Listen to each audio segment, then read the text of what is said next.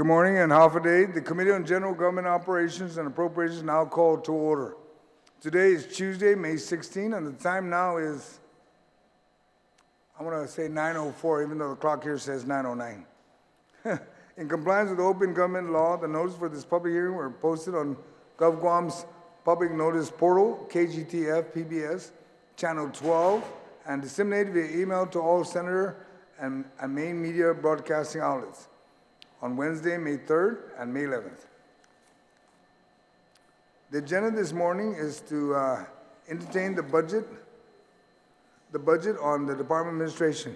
This is in reference to Bill 26-37 COR, Committee on Rules by request of I Magaʹhågan Guåhan, the Governor of Guam, in accordance with the Organic Act of Guam, an act making appropriation for the operation of the executive branch of the Government of Guam for fiscal year ending September 30th, 2024.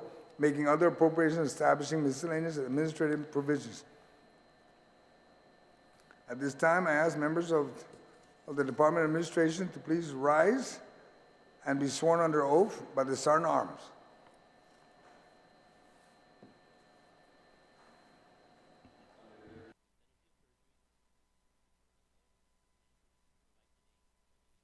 Electronically and in writing, be the truth, the whole truth, and nothing but the truth, so help you God. Mr. Chair, under oath, you may proceed. Thank you. The general rules for this budget hearing are, please provide my legislative staff with any document for photocopy and distribution. Panel members are asked to remain in the room for questions or for additional testimony that may be desired by members of the committee as soon as they arrive. I know that Senator Roy Knapp is on his way. Questions and testimony shall be confined to the substance or nature of the agenda. Personal inference as to the character or the motive of any senator or any individual testifying is not permitted. Any violation of this general rule of conduct will result in removal from the budget hearing. Proper form and decorum shall be practiced by all present in the public hearing room for this proceedings. Individuals who fail to maintain proper form and decorum will be restricted from participating and will be escorted from the room. When you speak, please make sure that the microphone is on and that you speak into the microphone. Please state your name and your title. At this point, I'd like to ask, welcome Mr. Ed Byrne and Ms. Fisher, the Deputy Director, and you may begin, Mr. Byrne, with your opening and your testimony for your budget. Thank you. Thank you, Mr. Chairman. We have a presentation which we'll address shortly, but I'd like to say a few words, if I may, first. Mr. Chairman, Senators, thank you for inviting us to present DOA budget for fiscal year 2024. With me here today are the Deputy, Lisa Fisher, who joined DOA towards the end of April, so she's very new in the job, but I welcome her to DOA.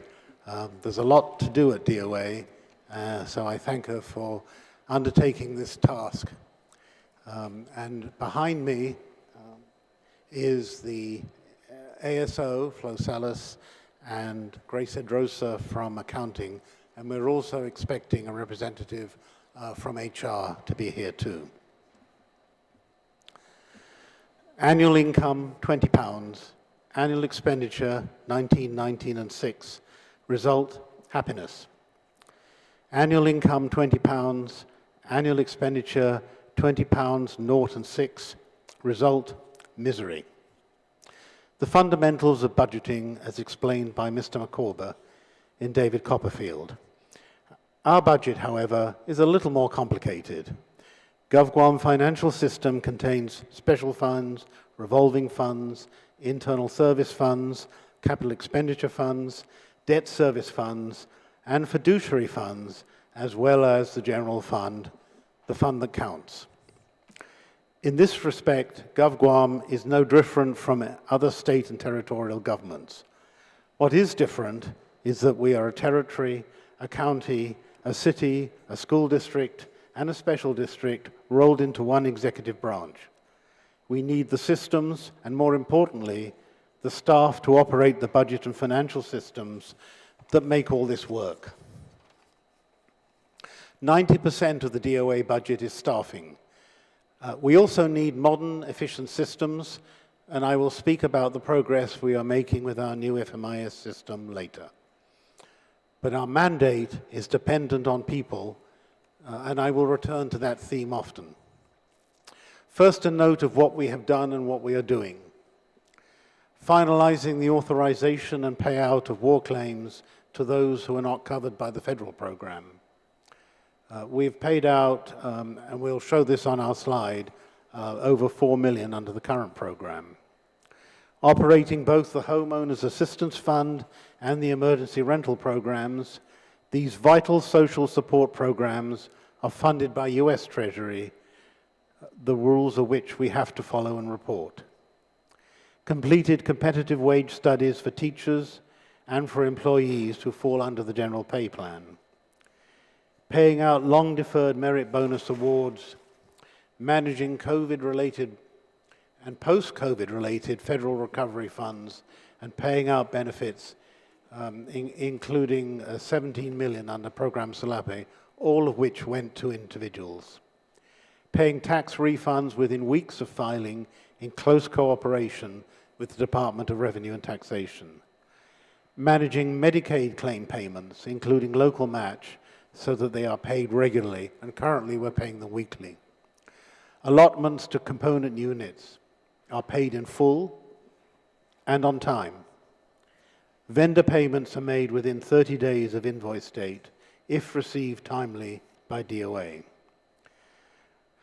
None of these achievements could be accomplished without staff, dedicated staff, often working under pressure, fielding program challenges, and sometimes criticism. DOA can be proud of what it has achieved. DOA staff are hardworking, dedicated and skilled, classified and unclassified alike. Last year, in our hearing for our fiscal 23 budget, the current fiscal year, I was forthright that I felt that the proposed budget for DOA was unworkable.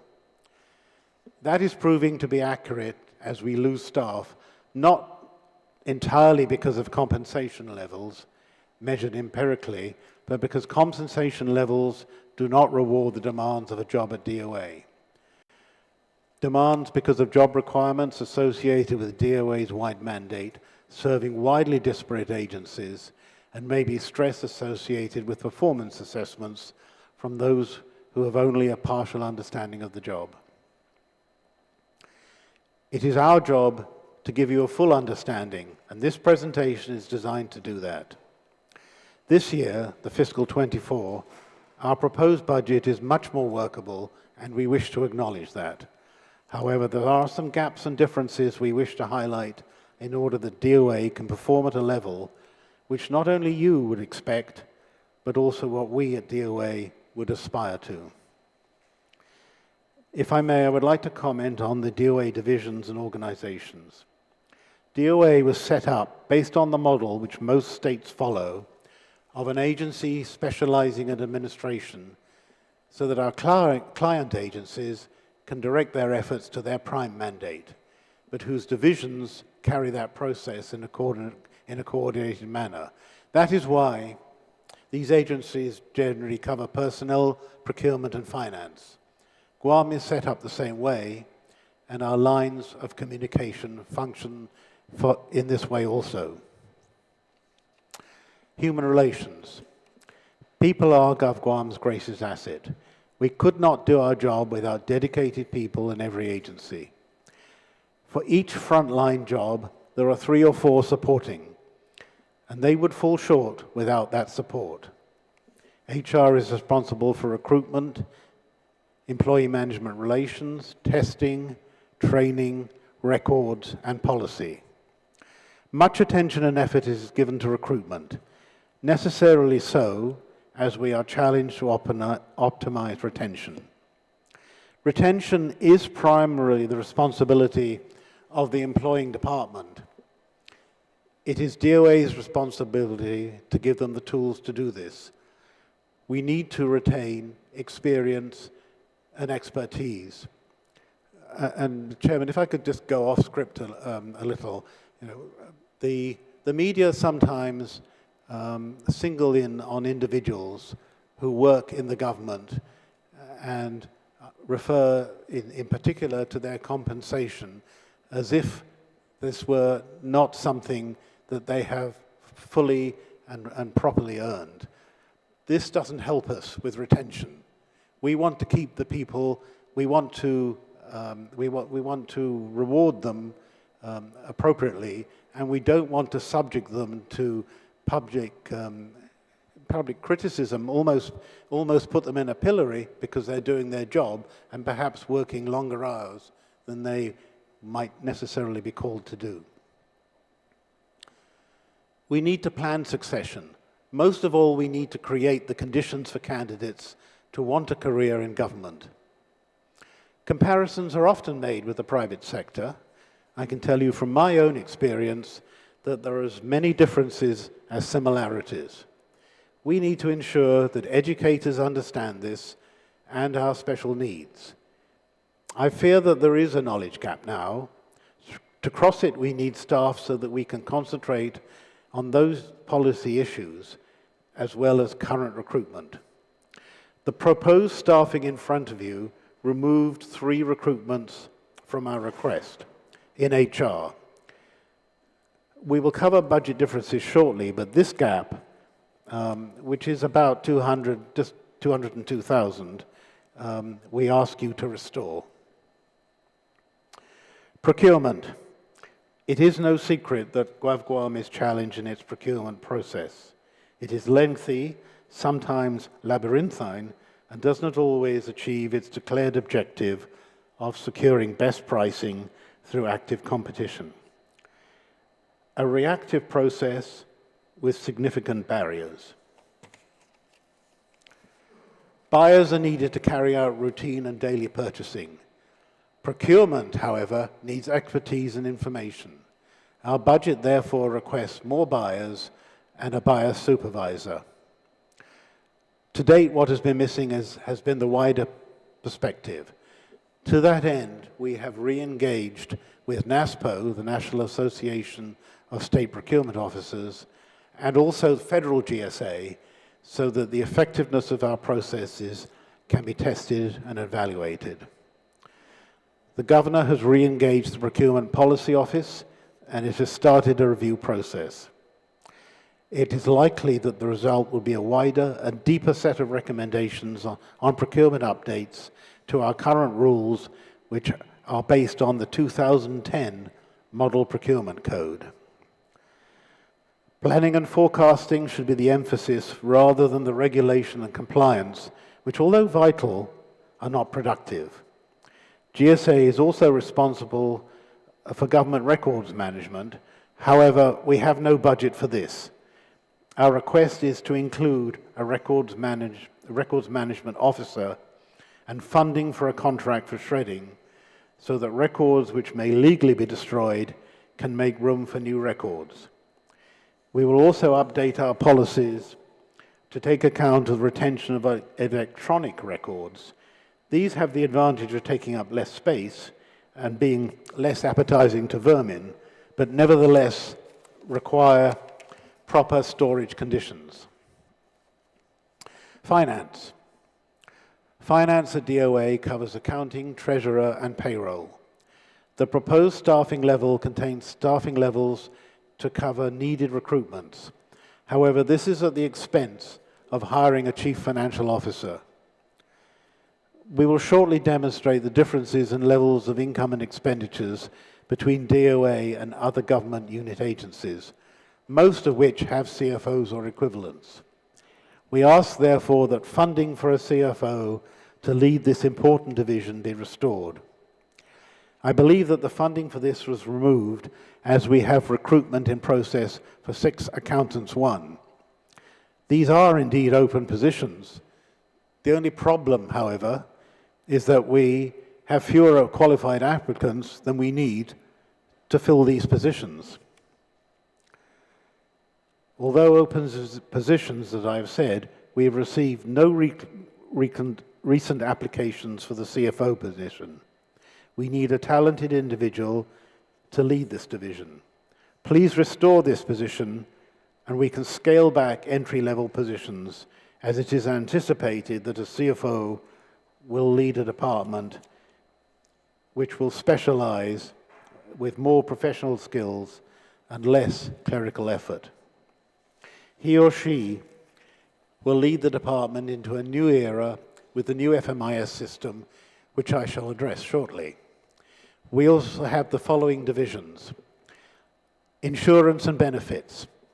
This division manages the procurement and operation of the government-wide health insurance and life insurance policies with just 4 staff.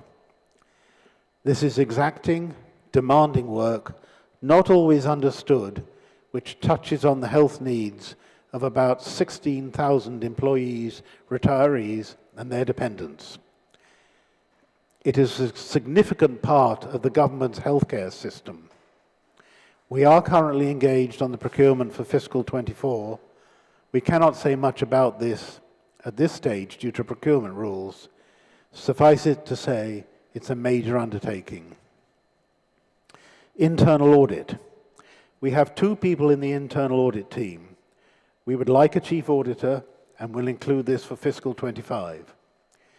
This team reacts quickly to emergent issues and complements the work of the Office of Public Accountability, which must be more deliberative.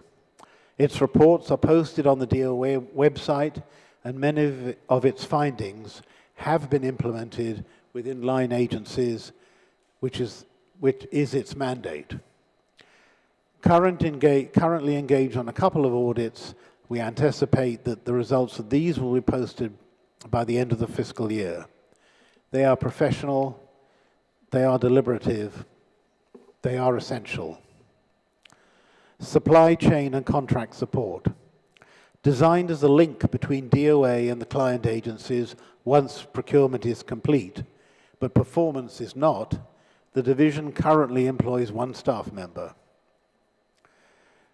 There were some gaps in this area which need to be filled. We are reviewing the work needed to be done by this division. Meanwhile, it has had its work cut out. It has been engaged in certain special procurements, including the financial audit contracts and the special requirements brought about by the termination of participation by Deloitte & Touche and the engagement of Ernst & Young, as well as a number of other professional services contracts. FMIS. This brings me to the new FMIS system. The Governor signed a contract with Performer on December the 31st, 2022. Immediately we engaged with this vendor, and we have set an implementation date of January the 5th, 2024 for core financials and payroll. Although a 5-year project, the bulk of work will be done in the first 2 years. I am pleased to report that we are on schedule at this time. The replacement of an over 30-year-old system is no small undertaking. The foundation of our new system is Microsoft Dynamics, which is an open database, making reporting much easier. The last on-site visit by Performer was last week, and a further visit by Performer staff and their subcontractors is scheduled for mid-June. Faster reporting and easier access will reduce the need for transactional entry, but not for financial expertise. We have over 70 special funds, as well as the general fund and its sub-funds to account for. The new system will allow us to concentrate on information, its verification, and meaning, instead of clerical input.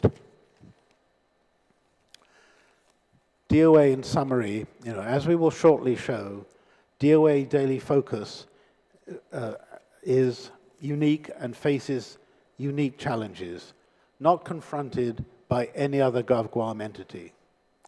It employs and pays about 3,800 employees, distributes about $2 billion in cash, and reports 183 funds and component units with fewer resources and in many instances inferior pay.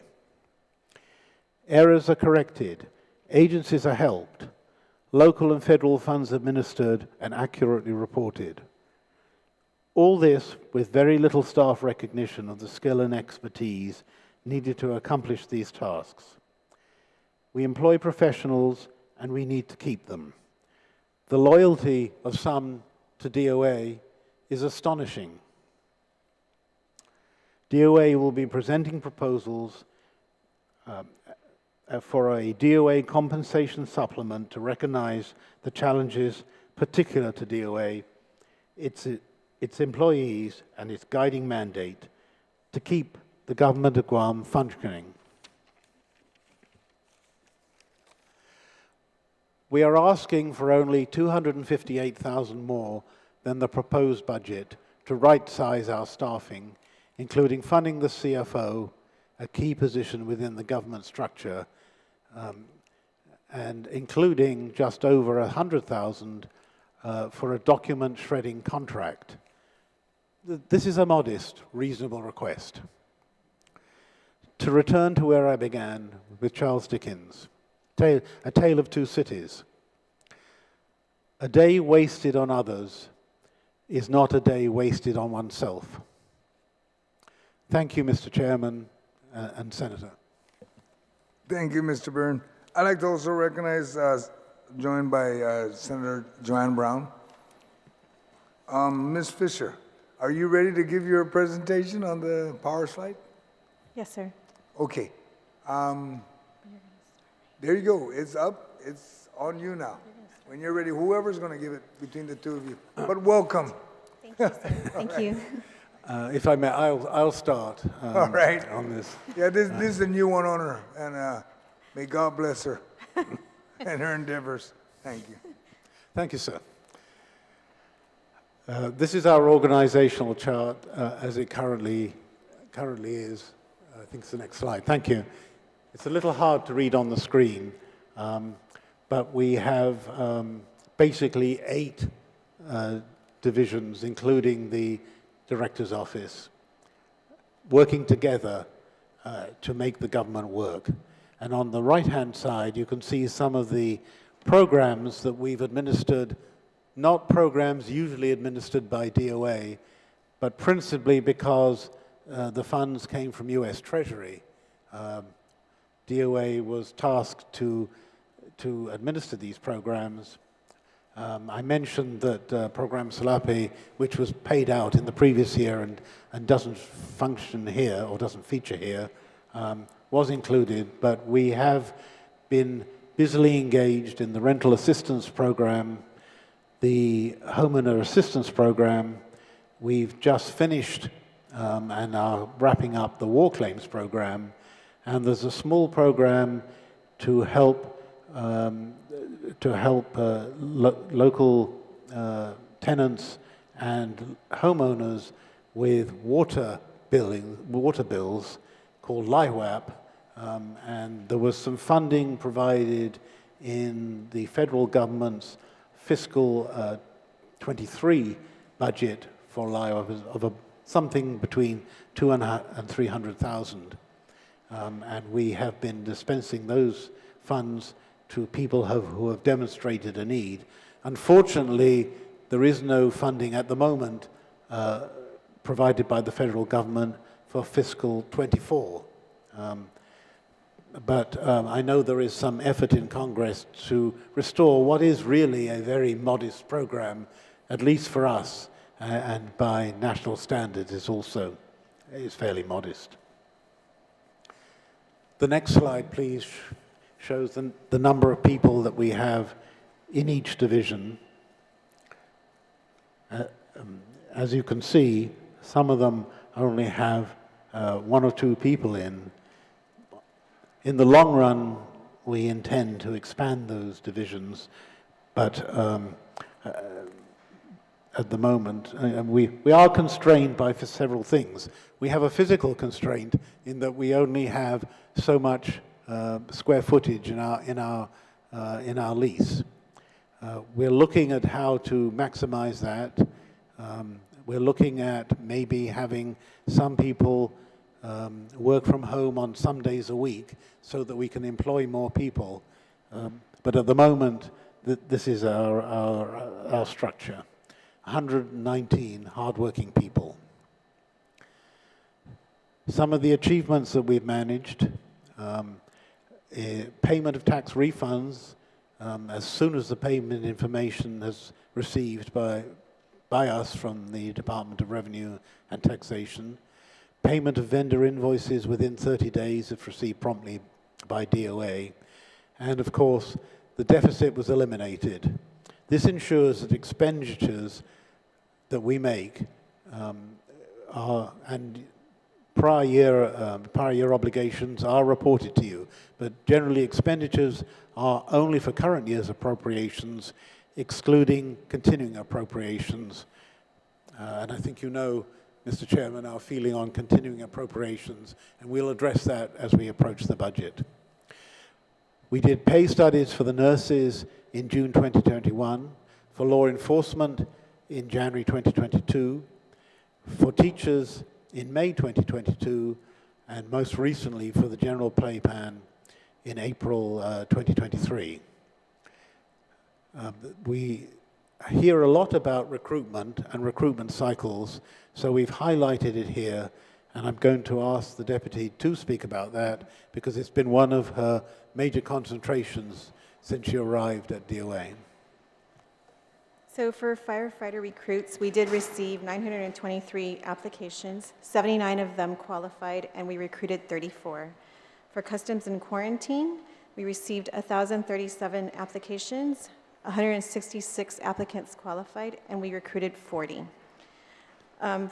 Police officer training and corrections officer are still ongoing. We do have 1,239 applications for police officer trainees. 306 of them have qualified, and we've already recruited 51. We are in the next phase for 76 of those applicants, and we intend to fill 37 vacancies. For the corrections officers, we received 788 applications, 124 of them qualified. We recruited 81 of them, and we are in the testing phase for 75 of those applicants, and we will be recruiting 30 to complete the vacancies.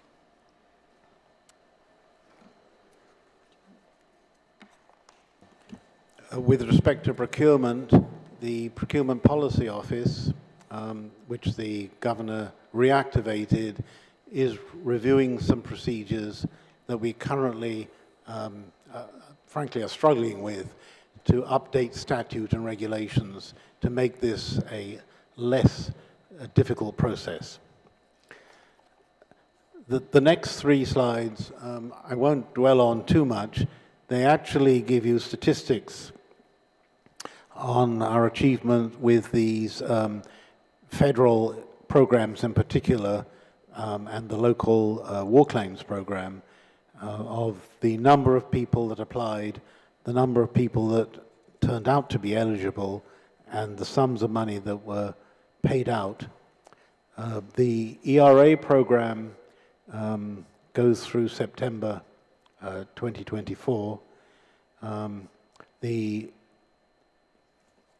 Homeowners Assistance Program does exist beyond to that date too, but probably we will have exhausted funds by the end of this fiscal year. And I spoke earlier about the LIWAP program. The War Claims program we're currently wrapping up. So far of the amount that was appropriated to us, we've awarded just over $4 million, 385 approved claims, and 43 deemed ineligible. These claims are approved not by us, but by the Commission. We provide administrative services to the Commission. The next slide is my favorite slide. This is a graphical representation. No, the next one after, thank you. This is a graphical representation of the amount of money that flows through our agency compared with the amount of money that flows through other agencies. As you can see, we have to deal with, we have to account for, we have to disperse, and we have to track nearly $2 billion, this year it's nearly $2 billion in funding, both local and federal. Both local and federal funding have requirements. We comply with all those reporting requirements, and we do it with, and the next two slides show a comparison with of HR personnel and DOA personnel with some of those agencies that are listed above. We manage all that we do basically with 31 personnel in accounting, 26 in accounting and 31 in HR. And that compares more than favorably with some of the other agencies that have what I believe to be, and we have spoken about that just now, much less stressful tasks. So our challenges and goals, we're busy implementing a modern FMIS system to replace a legacy system. We're updating our processes and protocols with respect to personnel-related activities. We're going to review and update the DOA personnel rules and regulations, and some other agencies use our rules and regulations to establish their own. We need to re-establish a training schedule with online-based approach to training. We need to have a more regular program for random drug testing for test-designated positions. And because these conditions are changing all the time, we need to update our workplace drug policies. We need to update our procurement laws and regulations to address current conditions and facilitate lowest cost, highest value pricing for vendors. We need to optimize our workflow to reduce hard copy paperwork and maximize paperless resource processes. And very often when people say to me, they email me and they say, well, we're going to deliver the hard copy during the course of the day or the next day, I ask them, please don't. We can operate perfectly well with the paperless work that we've already received. Continue to advise on federal grants compliance requirements and provide billing and collection support services. Provide succession planning, an opportunity for advancement. And succession planning is something that all agencies need to address. Disseminate cash reporting, deposits, and cash status of the general fund accurately and expediently, and this we really do.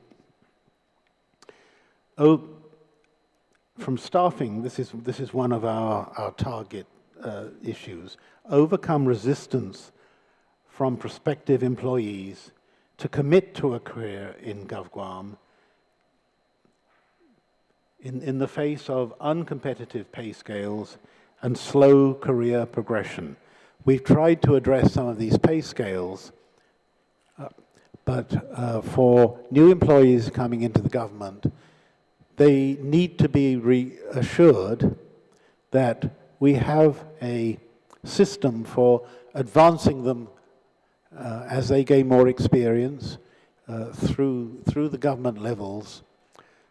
This shouldn't just apply to law enforcement that have some kind of plan to do this. It should be available in every department. It's only by this experience that we will achieve more efficient processes. And we've also participated in the Society of Human Resources and the National Association of State Procurement Officers in order to understand some of the advantages that are available to us, because these organizations are independent organizations set up and contributed to by other states. We don't always have to invent the wheel here again and again and again if the wheel is already running on the mainland. They have, the NASPO has national contracts upon which we can, piggyback is not quite the right word, but we can attach, so we don't have to start everything from scratch, and we know without having to spend a lot of time what the prevailing costs of some of those services are. Thank you, Mr. Chairman.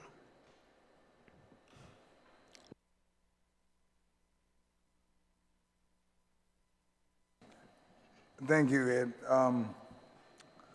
I've got some questions, but I'm going to ask, I'll ask at the end and I'll close it. So I'd like to also recognize that we're joined by Senator Paris. Senator Brown, do you have any questions for Mr. Ed or Ms. Fisher? Thank you very much, Mr. Chairman. Certainly welcome to Director Burns and your new deputy, Department of Administration.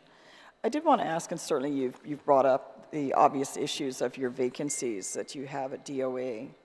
But you know, some of these vacancies have existed for many, many years in very similar positions.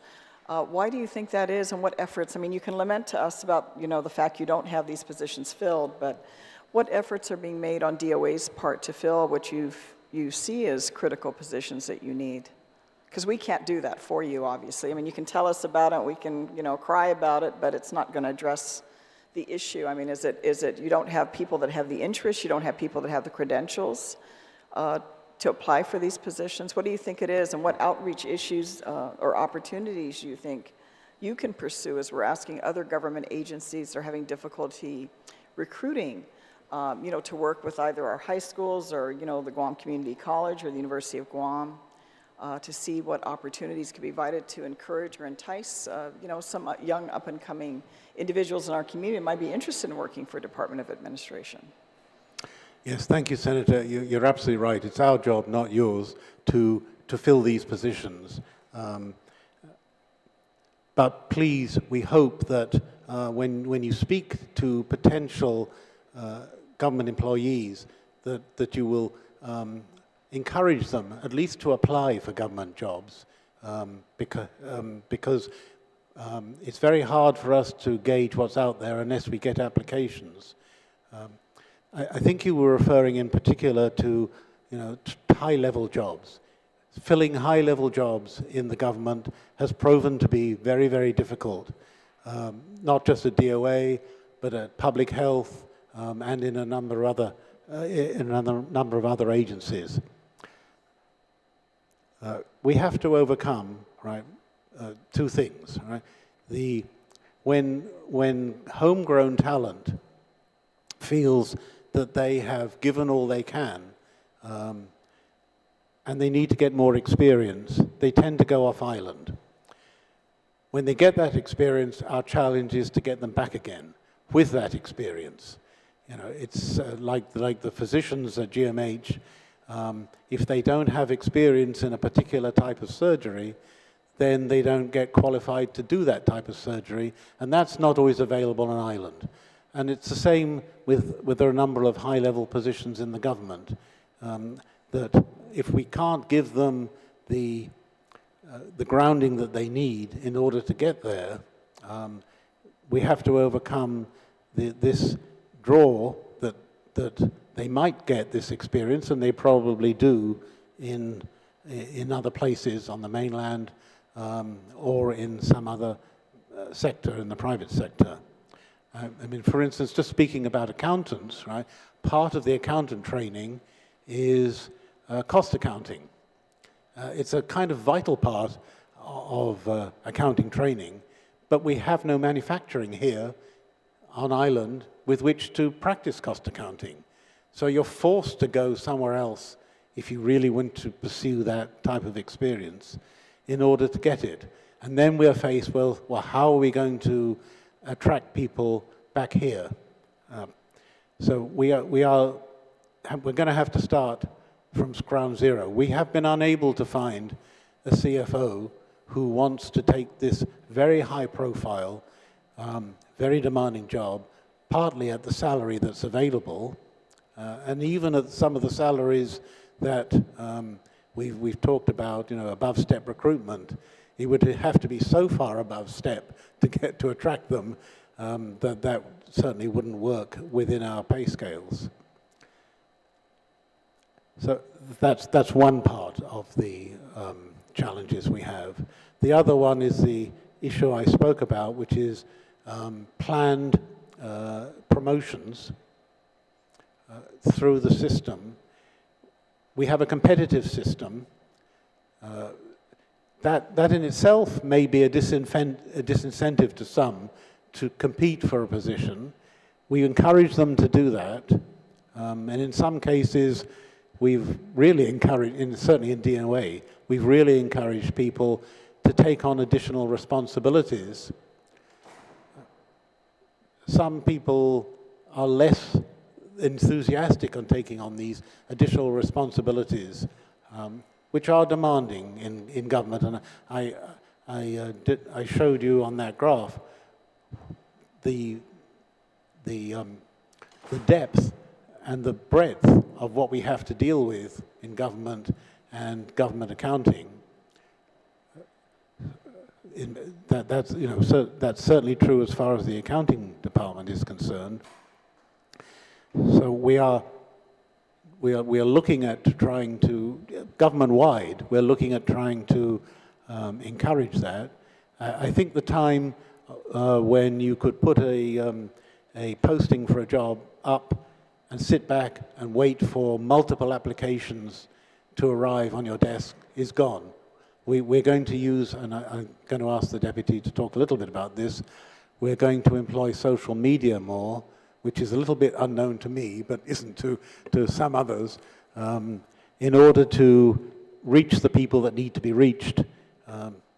But very interesting conversation we had, and it came up in a meeting we had with Senator Perez yesterday, that some people of the age that we need to recruit, and it's roughly the age of my children too, don't want to be tied down to a 9-to-5 job. Whether that's realistic or not over the course of their careers, I would leave for them to find out. But they hope for more mobility, they hope for more flexibility. That's hard when a government, especially a government that wants to employ people in a classified system rather than an unclassified system. But I've noticed that many other governments have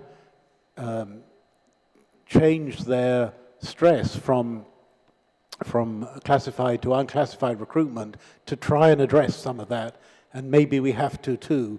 We have to explain that to people why we're doing it, but that may be a task that we have to undertake. Well, I certainly hope in the other areas where maybe training can be put in place that's not regularly available, that's something you can work with our institutions of higher learning so that your employees can take advantage of that. I mean, historically, we've had in government agencies, we've had a succession plan. We knew who was next in line to move up, because there was a time government actually ran no matter who the directors were. The system was in place, the personnel were in place, the experience was learned moving up over the years, and eventually you knew who was going to be heading at the highest classified position in government agencies. So I think where you can look at it, that would be good to do, because we're hearing, and I'll get to the portion here where you outline some of these critical law enforcement areas where you've been able to assist getting positions hired, where everyone will come back and say, well, DOA, we're waiting for DOA, we're waiting for DOA, we are waiting for the applicants to be reviewed and approved so that we can get these employees operating in our government agencies. And I think, we end up with the same challenge. You're saying what your challenges are, they're telling us what their challenges are, and, government's not in vogue anymore and how nobody wants to work for the Governor of Guam, but we have an incredibly list of LTAs all over the government, probably at a higher level that we've seen in years these days, and I got to wonder why. You have listed here 4 unclassified. Who are the 4 unclassified you currently have besides yourself at DOA?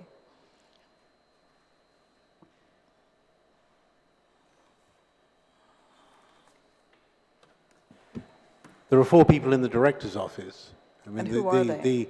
The deputy and myself. Okay, that's two. The other two, they're not. The other two are classified. Well, it says unclassified on your information here. It says 4 for this fiscal year. Is that not correct? Oh, Department of Administration for your FY 2022, unclassified 4, classified 93, total of 97 EFTs.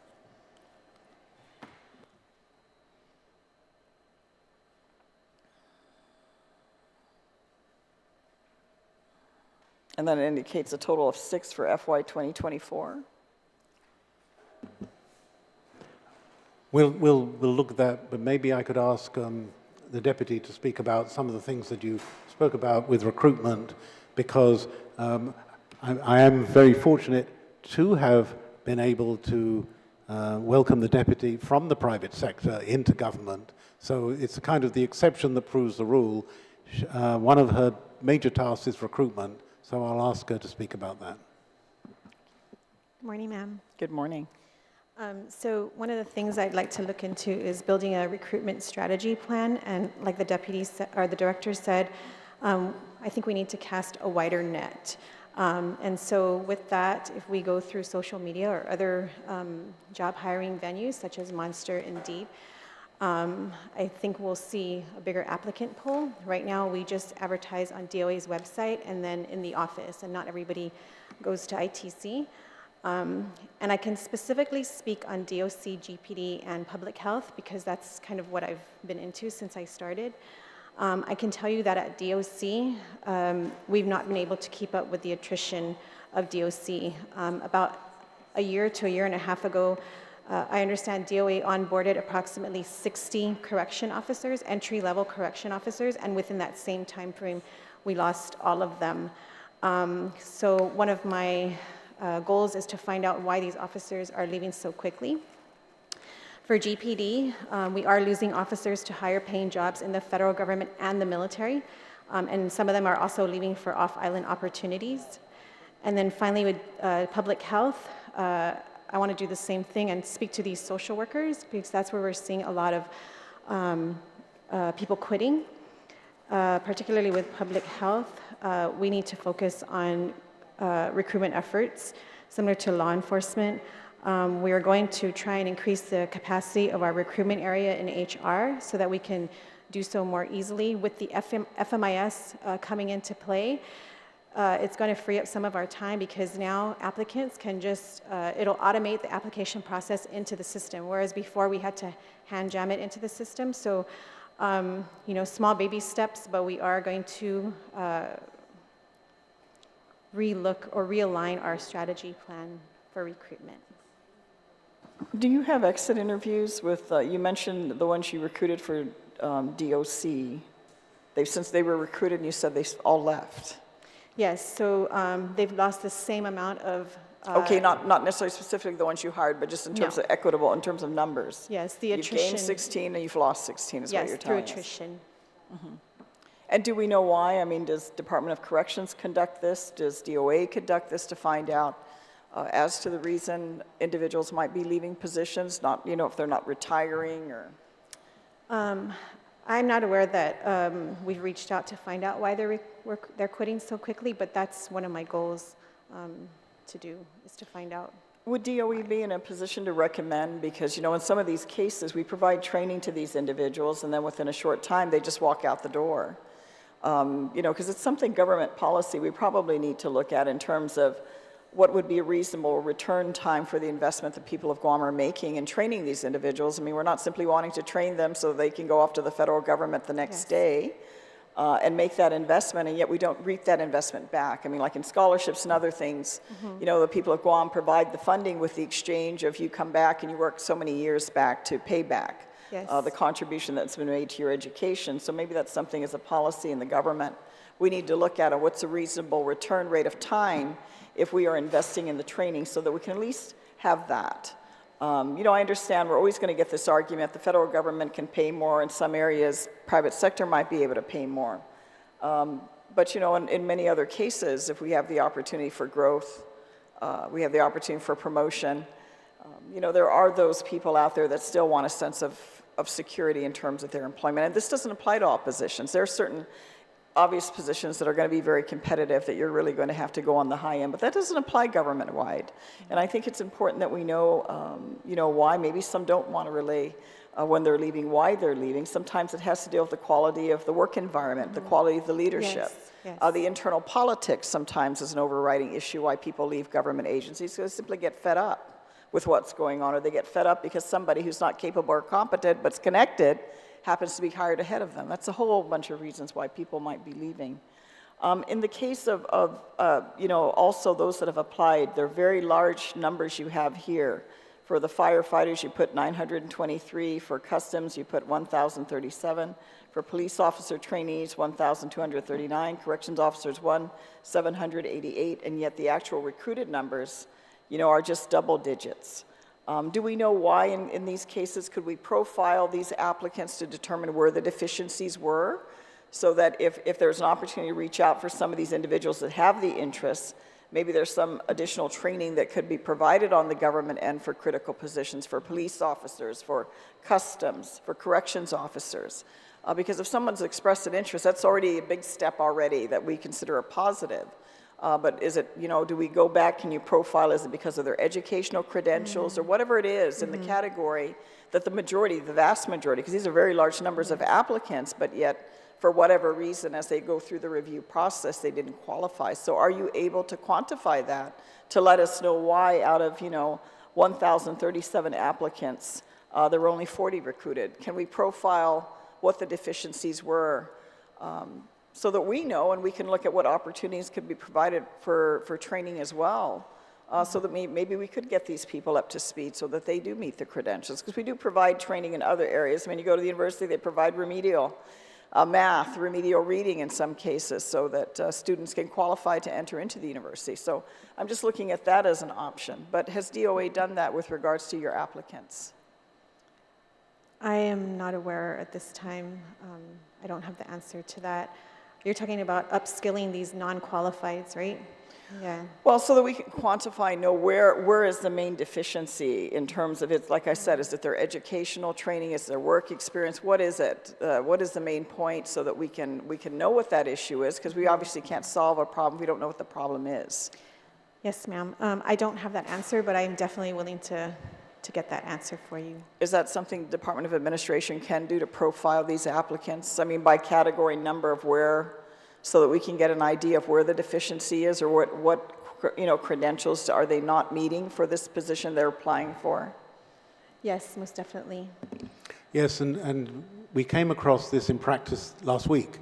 I mentioned that we were not getting sufficient applications for some of our accounting open positions, and as we opened up the problem, it seems that our requirements, which are for, I believe, 24 credits in order to qualify for an Accountant 1, is very hard to get under our current system, well, the institutions that basically teach accounting, which is UOG and GCC.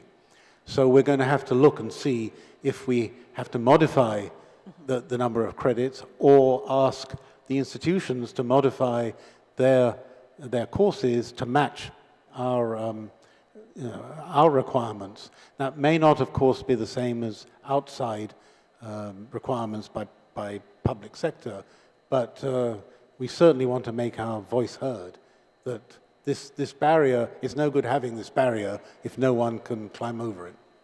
Well, I think I'd be looking forward to that certainly next year. I'm going to ask the same question if you make the same presentation, because we would like very much to, you know, get the employees that type of training. And if it's something that can be assisted within our government system, or through the Guam Community College or UOG, because there's specific tasks you need them to perform, then, you know, it would be good to do that. It's not insurmountable that can be done. I mean, we all go, those of us that go to college, I mean, we learn a lot of things we'll never use. But we need to go through those courses in order to get our degree. But if you're specific to certain skill sets that are needed, and specifically focus on the training for those skill sets, then we don't need everything else. Because it can't be the reason every time we're not performing or meeting what our goals are because we don't have qualified staff. We don't have this, we don't have that.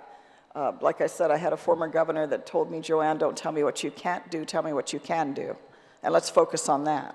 And I would like to very much see and hear, and I do appreciate you've outlined those success stories as well, but I think that issue with regards to recruitment and training and stuff, that falls on your side of the aisle, and we're going to have to leave you to be the ones to address that. Do we have any updates on who these other unclassified employees are at DOA yet? Yes, thank you for pointing that out. This schedule actually came from BBMR, who have, through the magic of FaceTime or text, have helped. There's the director, the deputy director, there's one buyer supervisor, one storekeeper, and 2 accounting techs. Why are they unclassified? In order to be able to recruit them.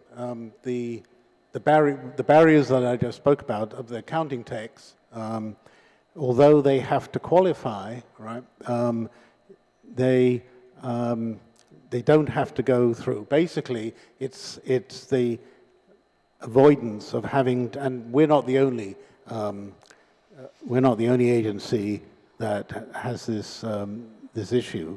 They don't have to go through a lengthy, and we don't have to go through a lengthy competitive process that isn't competitive. If we don't get enough people applying for classified positions, there's really not much competition. Yeah, but you know, in the government hiring system, I'm not aware of this process, and I've been in the government 34 years. I didn't realize I could hire unclassified because I can't hire them classified. If it's a classified position, I don't know how you're able to create all these unclassified positions and put someone who's performing the same task, because unclassified positions are designated by law of who has the authority to hire unclassified. The legislature, the governor's staff, directors, deputy directors. In cases where you have boards, maybe you have a private secretary for the board. I'm not aware of this vast listing of undefined positions that our government agencies are able to hire that are government positions in the classified service as unclassified, because that, to me, that opens up a whole bag of worms with regards to the hiring process, which I didn't create, but it's there. So I don't know legally how you do that. The law prevents us from creating unclassified positions. These are unclassified employees, as you say, performing the same duties. Yes, but that's the point. They're performing the duties of classified employees. How are you legally able to do that? It's not illegal to do what we're doing. The law makes illegal the creation of unclassified positions. If these people are fulfilling the same work as a classified position, we don't believe that's illegal. That's semantics to me. I'm sorry. How do you how do you put unclassified employees in performing the work of classified positions?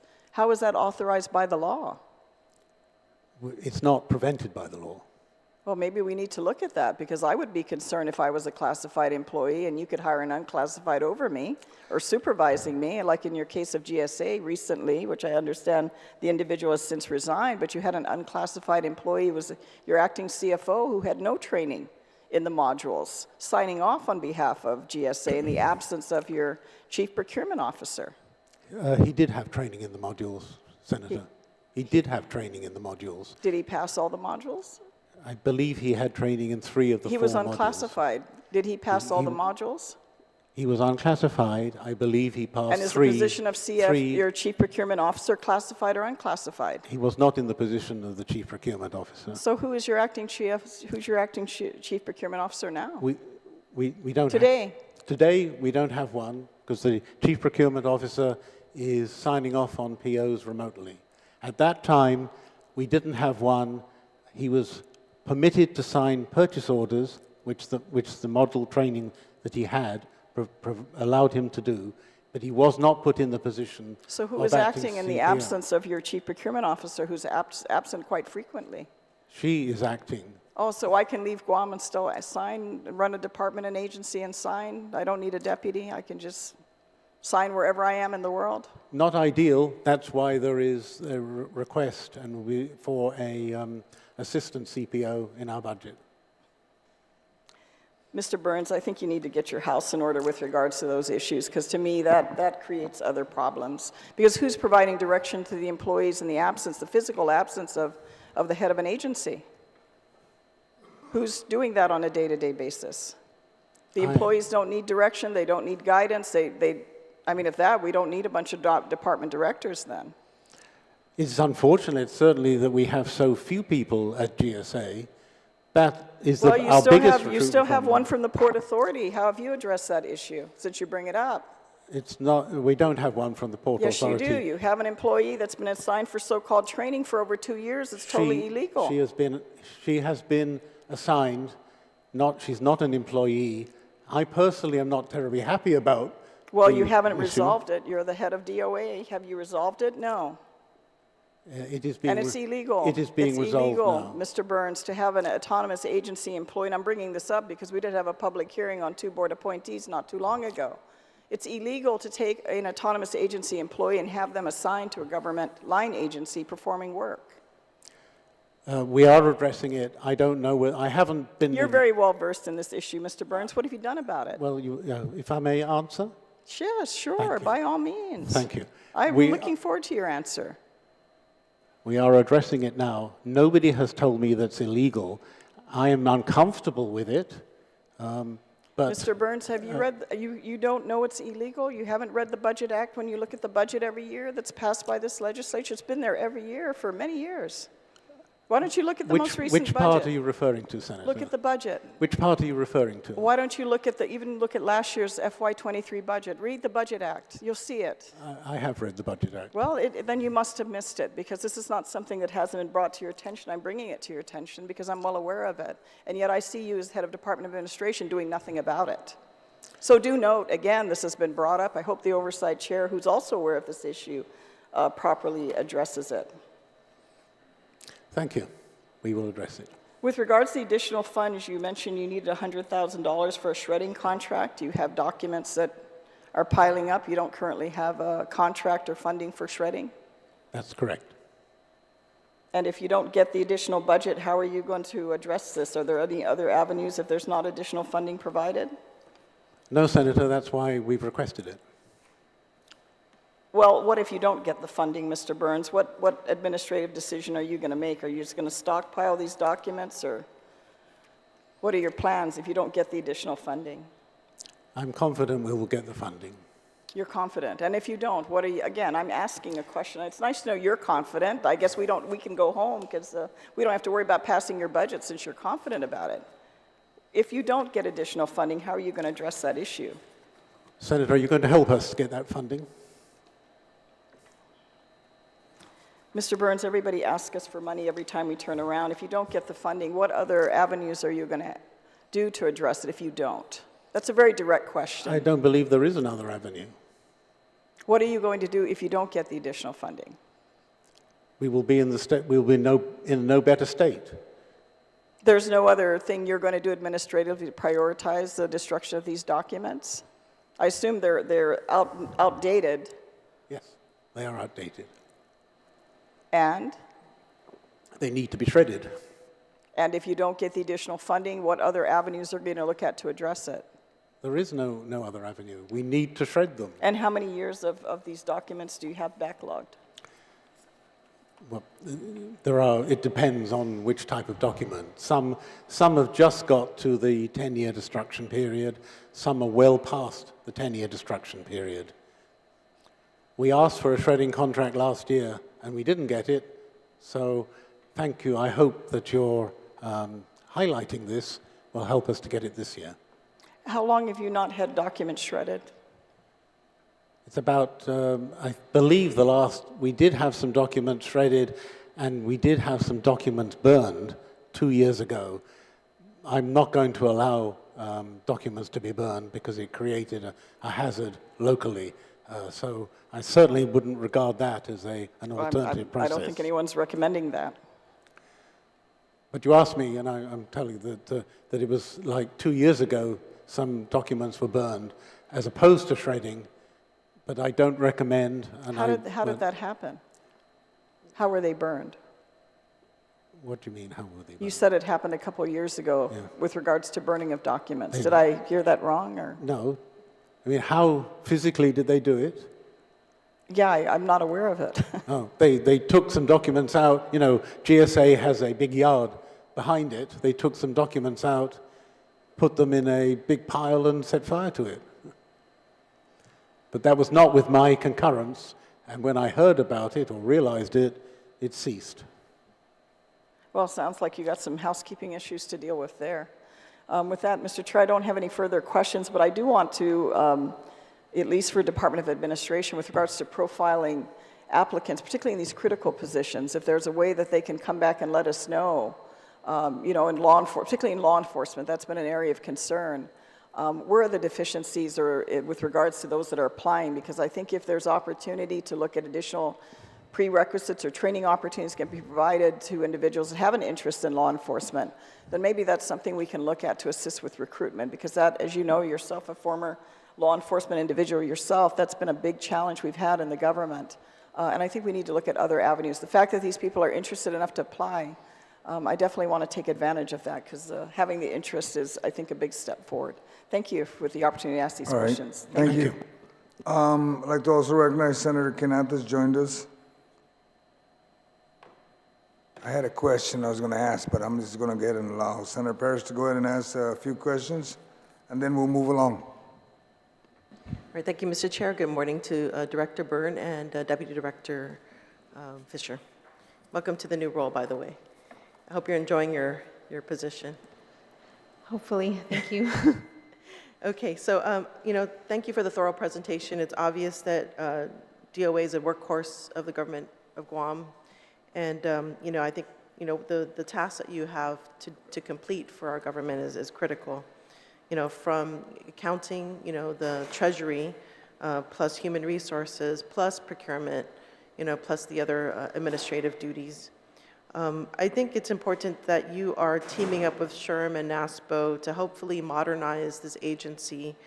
You have your FMIS system as well, which probably, you know, there's probably tension, or, you know, it requires a bit of adjustment, you know, because for many, many decades, you've been utilizing this system, the ASO system, I believe.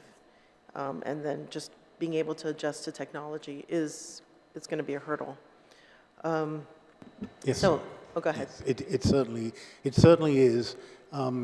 The process that we've adopted, right, which is making sure that none of the errors that I've listened to what has gone on in some of the other jurisdictions, in particular some of the other islands that have implemented new FMIS systems, and almost all of them have run into severe difficulties, partly because of the way they were contracted for, and partly because they had inflexible systems to start with, and they ended up with another inflexible system. We have tried, and I believe we've succeeded in avoiding that. The team that we have from the vendor is very engaged. The first meeting we had a couple of months ago, we had over 30 of them. They weren't all there on every day, but we had over 30 people who had particular specialities visit us and met with us. Some of them are based in Australia, which means they're on the same time zone. So even when they're not on island, they're readily accessible to us. And we've set up a team in Microsoft Teams to be able to manage this, so we get instant responses and activity through the system. We are currently on schedule. Everything is on our report is green. We're actually going to publish on our website that extract so everybody can see. I'm more than hopeful that it will continue to remain green on every strand that we're using. But we're going to extract it and put it on our website so that everybody can see where we are, because I know it's a really high-profile undertaking. Yeah, so I hope the investment pays off, right? So what do you see as the benefits of this system? Flexibility. I mentioned that this is a open database, so that getting reports out, ad hoc reports, is not going to be so much of a challenge. It's going to be in the cloud, which means we don't have any hardware here. As has often been said in this particular hall, Guam is fortunate that it has many connections to the internet through undersea cables. So when we looked at this and we felt sufficiently encouraged that continuity was going to be available from this high connectivity that we have. So we're not going to have any hardware here. It's all going to be in the cloud.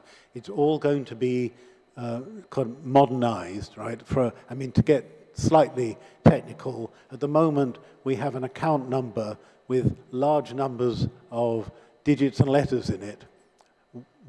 And we have to change those account numbers every year because embedded in there is the fiscal year. The new system is going to have an account number with different attributes.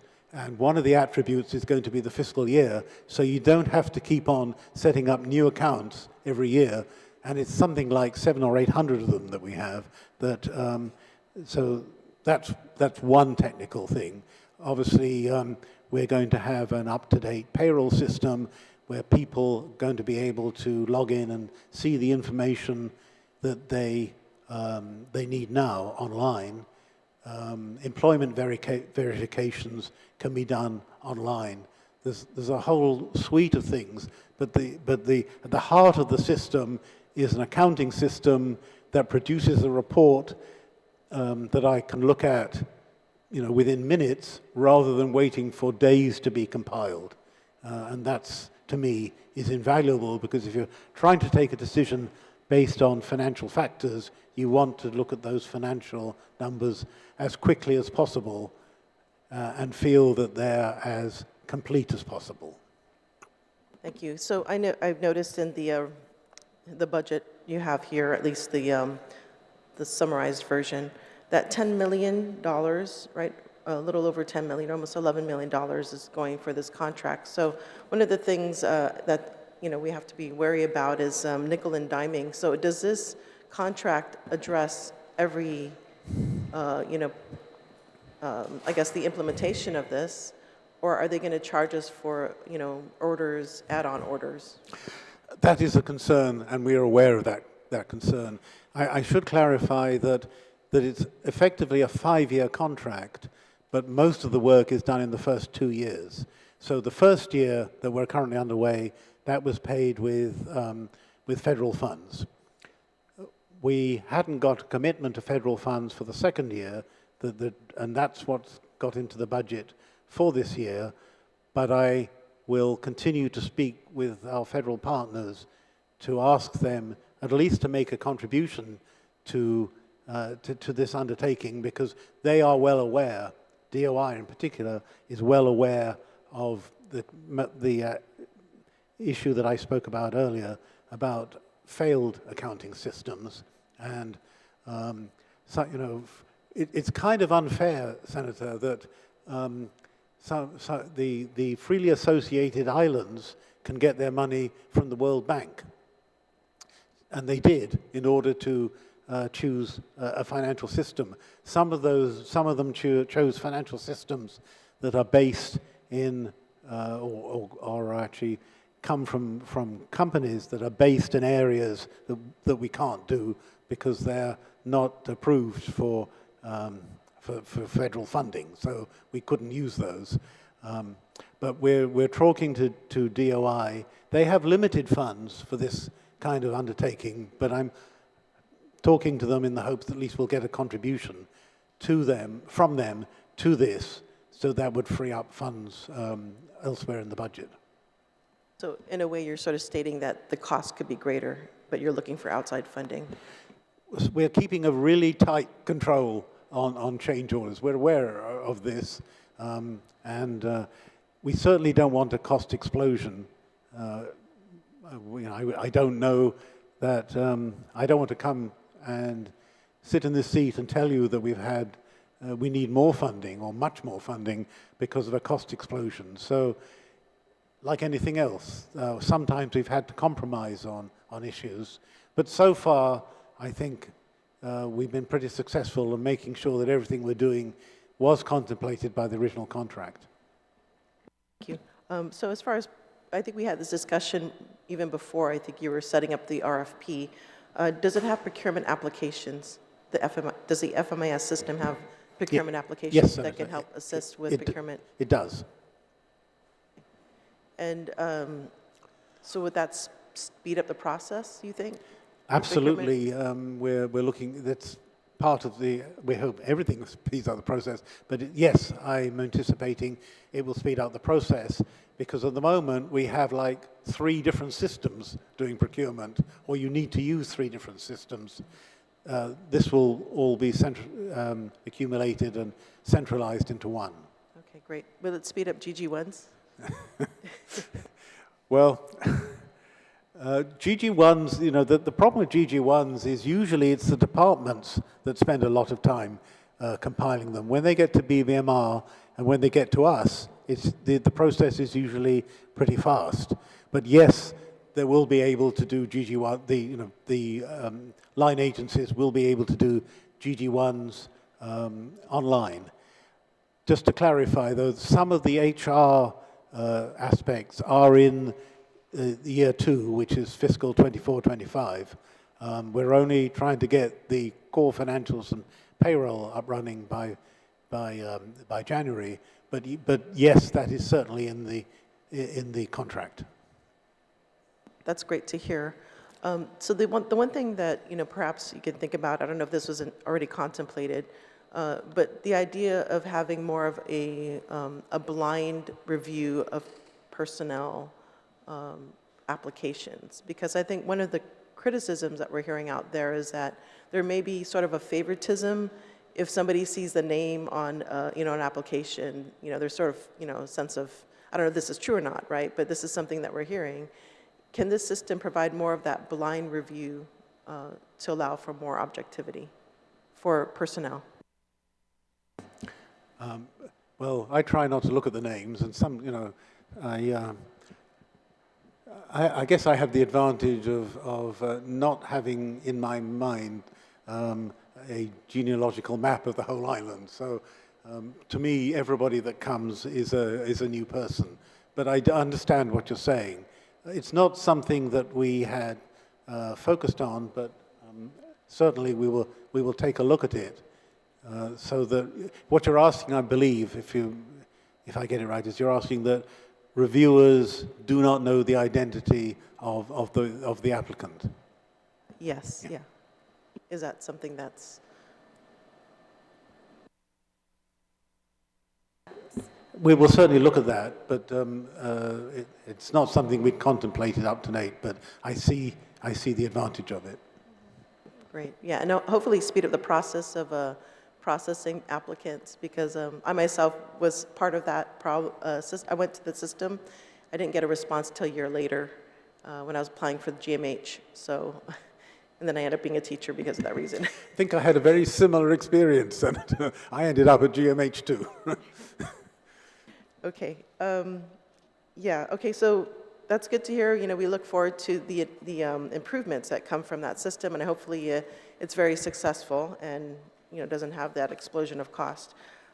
There's something else in the budget. So I was reviewing the budget request, and in looking at it, so in the initial budget request that you sent, you listed 18 employees for GSA, but in your presentation today, you only have 10.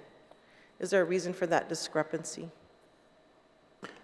Well, yes, I wouldn't call it a discrepancy, but we had to decide where to concentrate our resources. 10 people for GSA with a new system, I believe, can undertake the work that needs to be done. There really isn't room for 18 people, and that's one of the things I spoke about, is that we're constrained to some extent by our physical premises. But I would want to say to you in response to this question and to anybody else that we don't always solve every problem by throwing people at it. We've got to find the right people, and it is, again, not a new theme that keeping people at GSA has been challenging. The gentleman who Senator Brown referred to decided to undertake a career outside the or resume, I should say, a career outside the government, partly because of the pressures on him, but partly because he had an economic interest in doing so. But we want to, he was very effective, and I'm sorry that he didn't stay. But we want to have the right people, not necessarily hundreds of people, but we want the right concentration of people. We want to have them all trained, in the procurement modules, and this is something we're going to look at because NASPO has procurement modules too. And we're having a challenge because of the people coming in, both in GSA and in other line agencies who need this training. GCC doesn't have the resources to train them all at once, but NASPO does because a lot of it is online. So, and we get, I think it's like $78,000 worth of free training from NASPO. So we certainly want to use that. Yeah, so I mean, there's so much, yeah, I agree. Quality is important, but I think to a certain point, you need the capacity. And if you have like 10 employees, according to your submittal, budget submittal, there's 39 million requisitions expected to be processed, purchase orders, 30 million plus. Yeah, so there's, and then you mentioned earlier in your presentation, $1.8 billion of funding have come through the Treasury, which potentially might become procurement or purchases. So to me, 10 seems very little compared to the amount of workload that I imagine is going through the government at this time.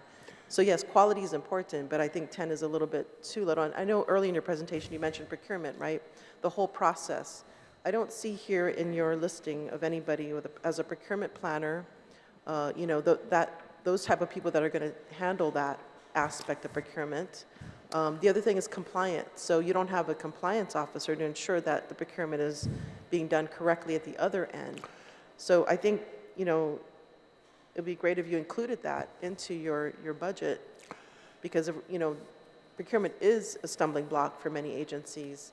And if we don't have the planners in there, if we don't have enough staffing in there, and of course, like you said, we need to have a proper training, a vigorous or robust training program.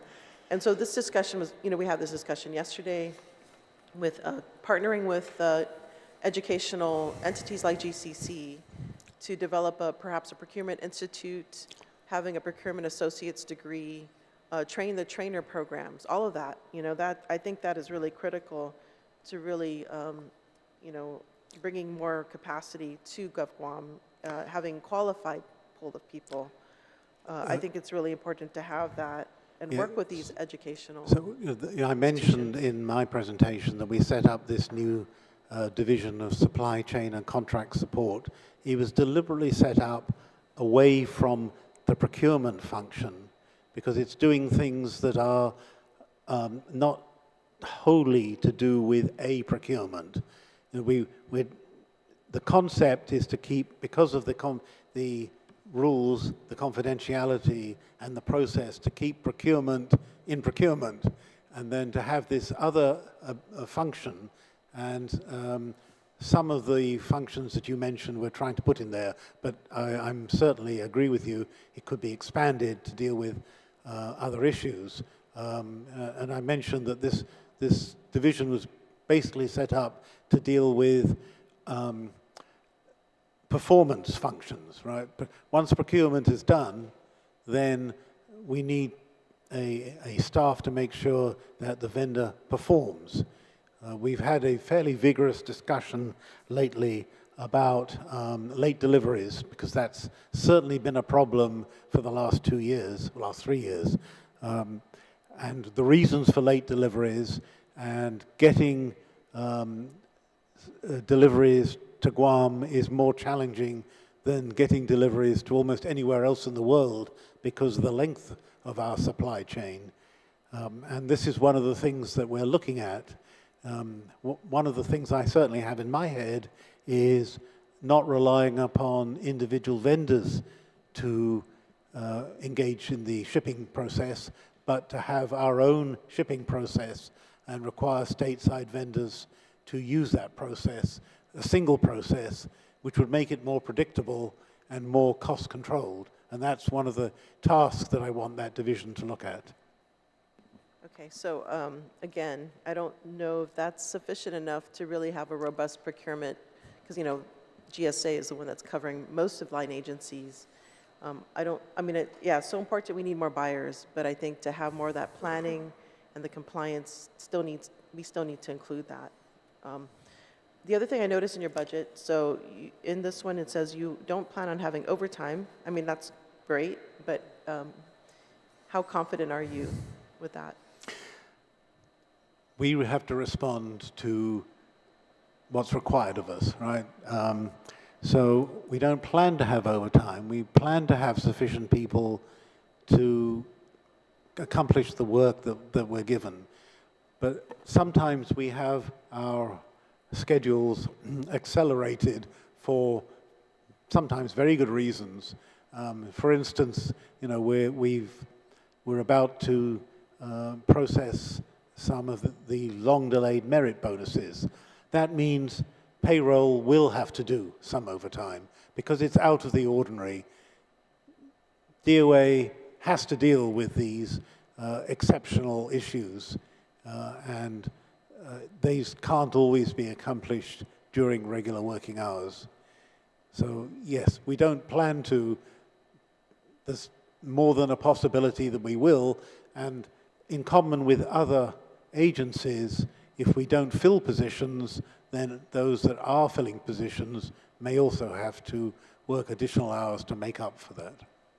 Yeah, so in addition to addressing your budgetary needs, I think what's critical for DOA is to harmonize and standardize agencies throughout. So, you know, they can look to you as a training resource for human resources, look to you for procurement, training, you know, look to you for, how are they handling payroll? Overtime, for instance, you know, is this the overtime that they're providing, is this something that we need to address within other line agencies? Right? Yes, certainly we do.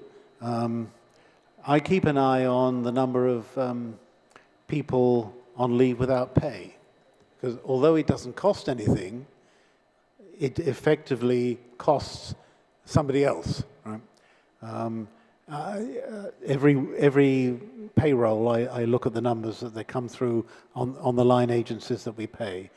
And the numbers, I'm glad to say, are beginning to decrease, because it's one of the things that I've been talking to agency directors about. You know, it kind of, when it's one of the things that I obviously want to say to them is, before you tell me that you need people, you need to make your own people work. And that's certainly a message that we're getting over. And then as far as training, let's not just limit it to rank and file employees. I think the managers themselves need the training as well, because I think if you have new people come in, we can't assume that they know the system. And I think it's really, and that can mean a lot to how the agency functions. Yes, that's absolutely true. The way we onboard people is something we're looking at too, to make sure that when somebody arrives, and I think we've all had this experience, you arrive at a new job and nobody knows what to do with you because you don't know how to do anything. The more enterprising of those will obviously undertake to something to do to find out for themselves what they can best do. But they shouldn't have to do that.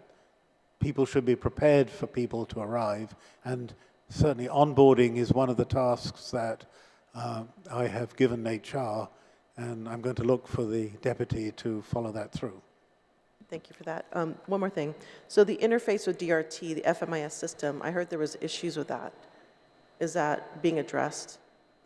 I'm sorry, Senator? So DRT system does not communicate with the Well, new system? okay, yes, this is a situation, and I'll be quite clear about this. DRT has its own system.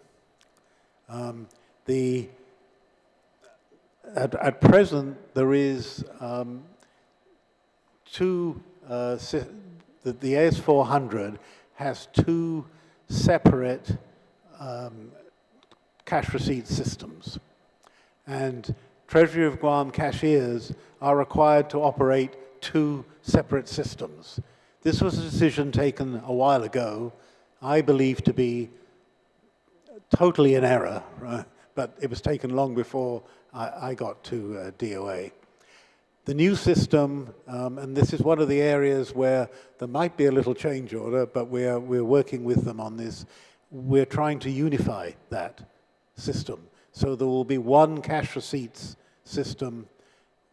So the cashiers just use one system to do their entry rather than the two systems that we have at the moment. The larger number of receipts go through the DOA system because that includes receipts from all over the place, including services that, or payment for services that agencies provide. But it's under active consideration between DOA, Performer, and DRT. DRT has, however, decided to maintain their system. Public health is in a kind of similar situation in that we get information from public health into the system to pay out, in particular, Medicaid claims. And we're adopting the same process with them, is that until they change their system, we have to have an interface somewhere. We're going to use their current interface, stop the information there. It'll be electronic, so that we're not dealing with paper. Stop the information there, review it before we post it into the new system. But we're in discussion with each of those departments about where that barrier should actually be. But certainly one of the big changes that we're going to make is to revert to have one cash system. Okay, yeah, I guess we'll look to the chair to maybe host informational hearings regarding that, the implementation of that. Actually, sorry, one more question. So in your budget, you almost doubled your estimate for power. So does your lease not include utilities? Yes, that was something that we didn't do. It came from the executive budget, but we're going to correct that so that we can use that. It's not our lease. Our lease does improve power. This is power for the Hessler building, which we own and rent to public health. The power does have to be paid there, but we are recovering the power in the rental payments from them, so we can reduce the amount of power that we're actually asking for under the general fund. Okay, that seems odd, because shouldn't that be in Department of Public Health's budget versus your budget? Yes, the rent that we charge includes utilities and janitorial services. Okay. Just one more point regarding the employee that's from the port. So we did find that there is regulations in human resource. It says that no employee shall be temporarily assigned or detailed to a position for in excess of 90 days, with one extension of another 90 days. So it's my understanding this employee's been there for years. And so this is, not only is it against the budget, in the budget law, right, it's according to personnel rules and regs. I think you understood that I'm not happy about it. That regulation is a DOA regulation.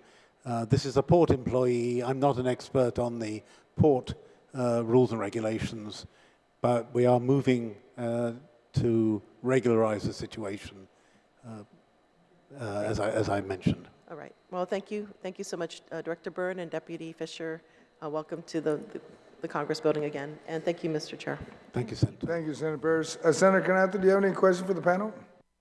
I have a few. Hopefully, good morning.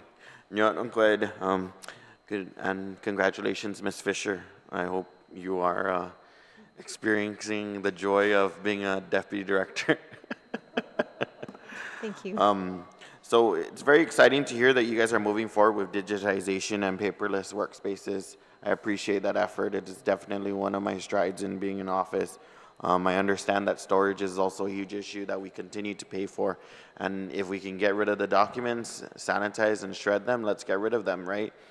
I think we need to look at other avenues to kind of get rid of these documents at a more cost-effective means. I mean, if we can burn it in the back of GSA warehouse and it worked, I mean, as much as it isn't, maybe make GFD do it, or possibly work cooperatively with one of EOG or agriculture to put it into a shred material.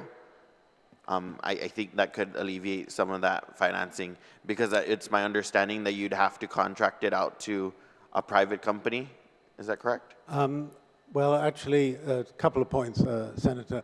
The burning part of it is a health and safety issue. So that was what I was concerned about, because sometimes, and I've seen it even near where I live, some of these burns get out of control. Noted. We are doing this year, doing a pilot project by renting a shredder to start this process. We have spoken to the Department of Agriculture about using the result of the shredding as mulch and compost.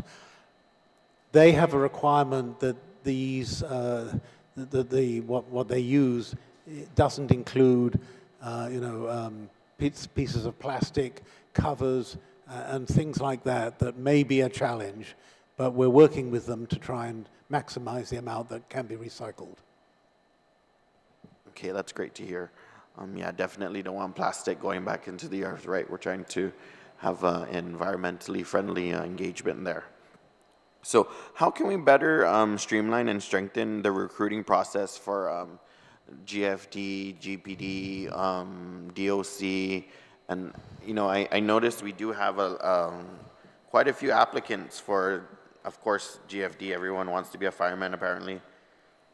And customs quarantine as well. There's quite a few. I mean, the vacancies seem to be filled. I doubt that people will be quitting those jobs. But the police officer training and correction officers, I think we have a slight dilemma with those jobs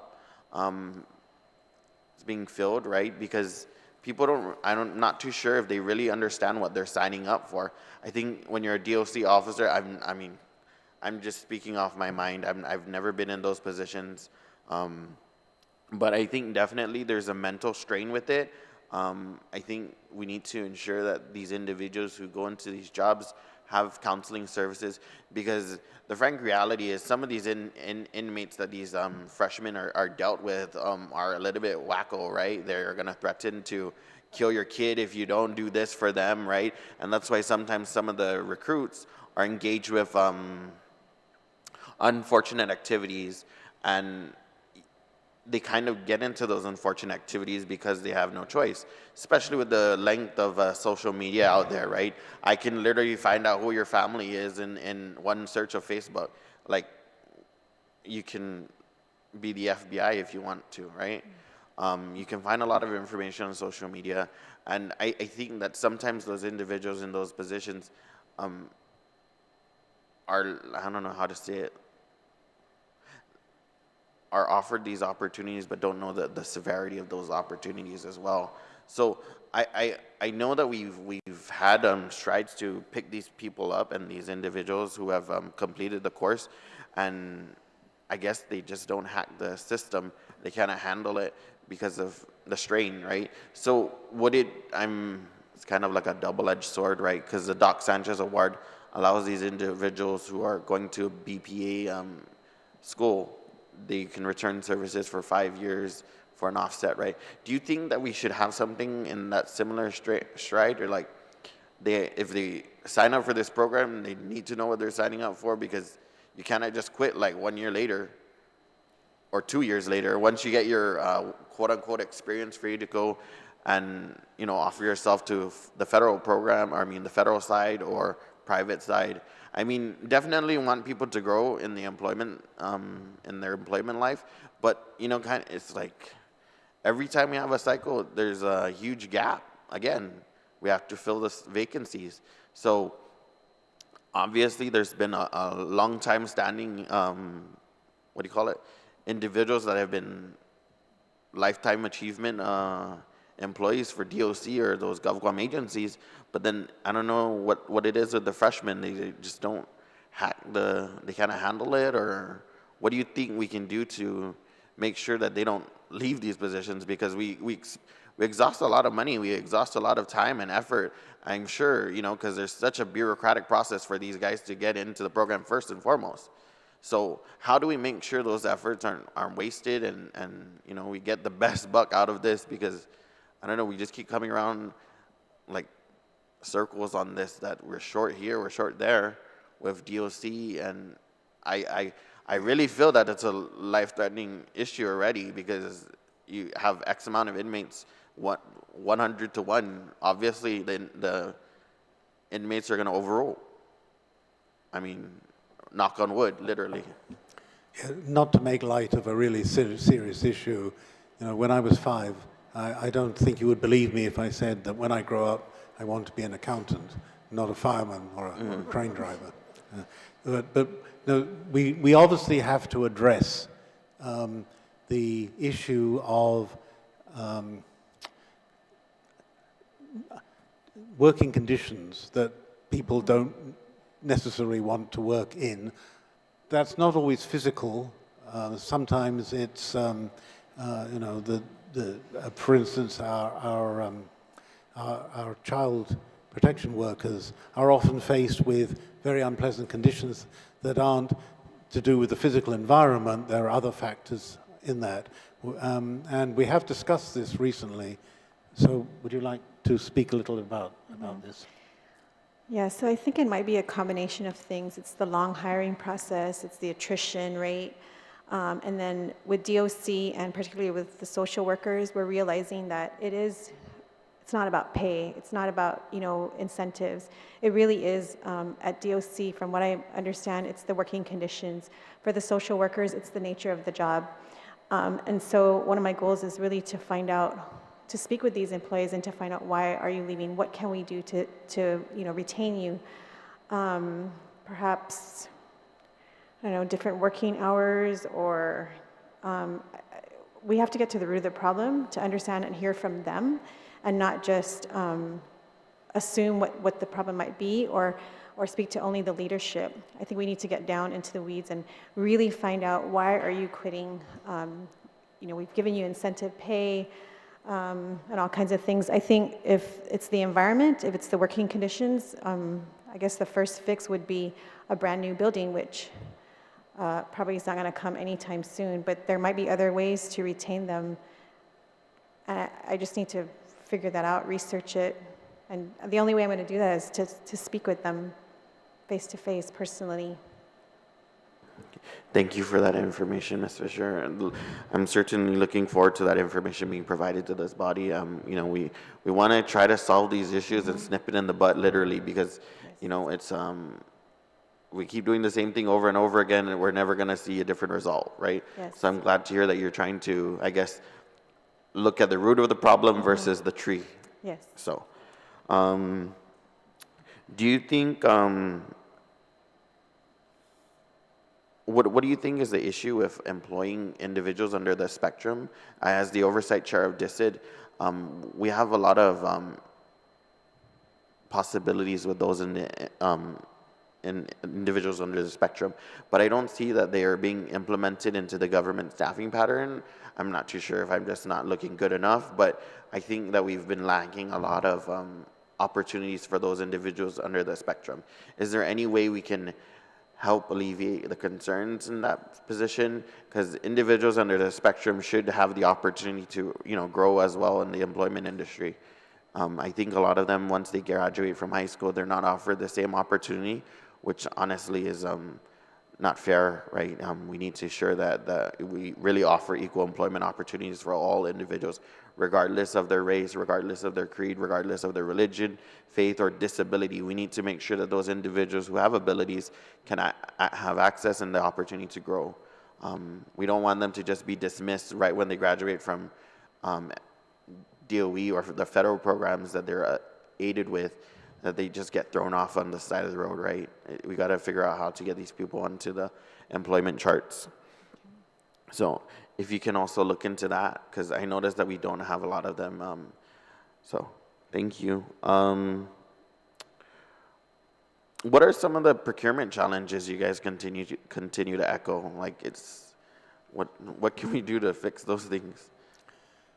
Well, I think, thank you, Senator. Procurement challenges have been experienced by governments all over the world, and certainly from my contacts at NASPO with US governments of all different types. We've all been challenged. We've all been challenged by a lack of natural resources, a lack of manufacturing capacity, which was affected particularly during the COVID period, when items were desperately needed. They very often weren't being manufactured because of the restrictions on actually moving people. But the biggest problem that we have by far is the long supply line that we have to Guam. It's long, it takes time, and I don't think I surprise anybody by saying that a vendor would rather satisfy a customer that's easy to service because they get paid quicker than wait to be paid because it takes a long time for complex or even computers. I mean, it's affected vehicles because they have chips in it. They would rather supply an easy customer than a customer that operates at a distance. So to my mind, that's the biggest problem. Sometimes we do make our job more difficult by, and I know it's a tension between being more specific as to what you want and being too specific to discourage competition. That's a skill that we all have to develop.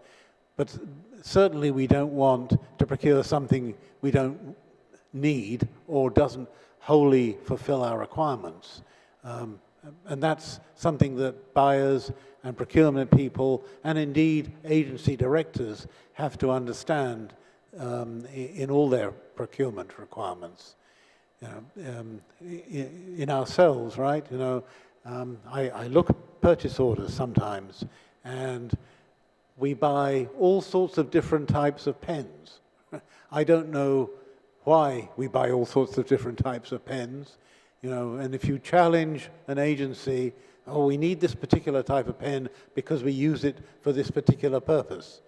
But we can be more, obviously, more practiced in making sure that when we buy pens that we have a standard. Right?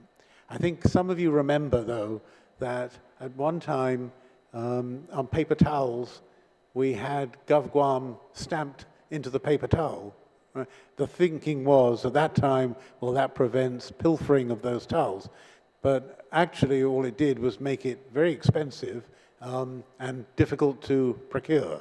So that, fortunately, was that requirement was terminated, and we've gone back to standard paper towels, and that's not something that produces a problem anymore. But that kind of thinking is, what can we do that's standard? How can we justify something that's not standard? Is something that we all need to think about. But by far the biggest problem is our supply chain. Thank you for that information. Please correct me if I'm wrong. Is DOA responsible for a GovGuam-wide audit? Yes, sir. Okay. What is your status on those audits? I see that you only have 2 individuals, so I presume that these are contracted?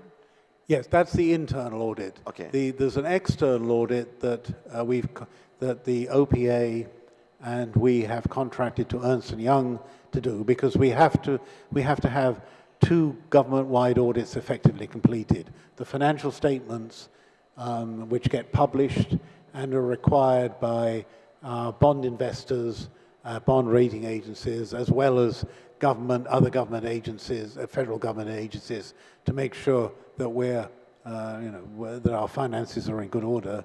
And the federal single audit, which is required by federal government of all recipients of federal funds to ensure that those federal funds are used in accordance with their purpose and not spent inappropriately. The